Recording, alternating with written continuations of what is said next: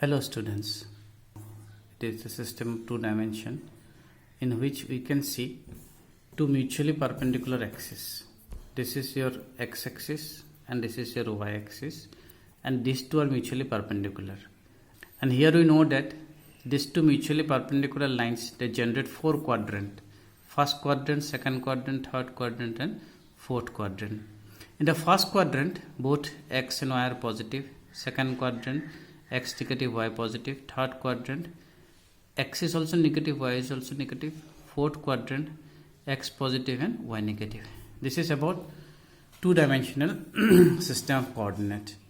Now suppose here we introduce one more axis which is perpendicular to both x and y, like this way. This axis we can see this is perpendicular to both x and y axis.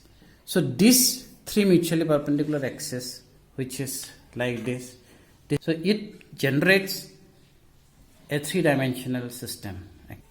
It is the system that we have here.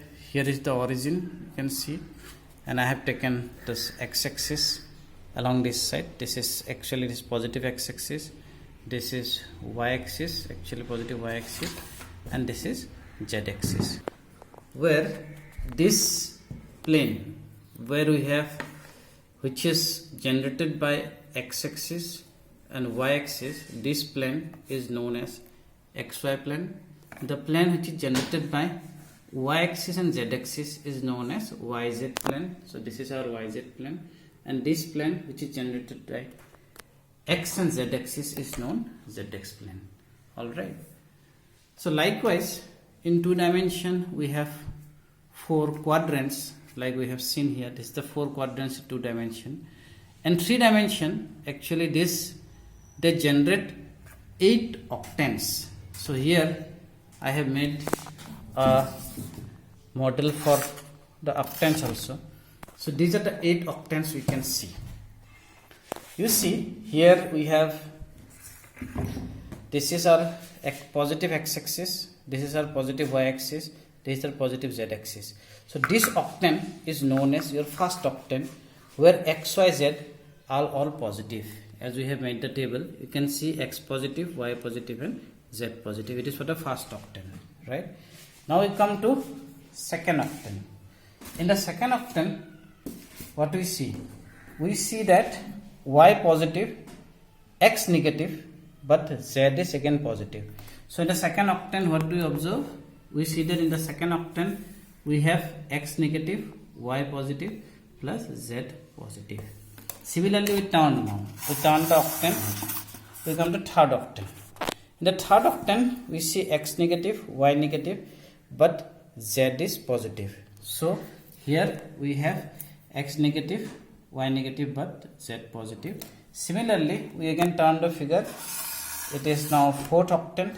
In the fourth octane, we have x positive, y negative and z is positive. So here we have written our fourth octane, x positive, y negative and z is positive. Now when we have to go to the fifth octane, that means we are at this point, which is first octane, is just below the first octane is the fifth octane. So that means what would be the change in the fifth octane? The change is in the z axis, because z axis will be right down. So you can see in the fifth octane, x positive, here also positive, y positive, y also positive, but z is negative. The same thing, our sixth octane is just below the second octane. So it would be like, here is negative, positive, but here it is positive, here it is negative. Sixth octane mein we have similarity. Similarly, the seventh octane is just below the third octane.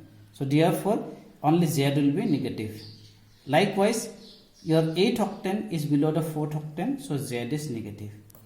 And this is very easy to memorize. As you can see, cover it up, the z portion. The top portion is nothing but your coordinate, two-dimensional coordinate system only. Plus, plus, minus, plus, minus, minus, plus, minus.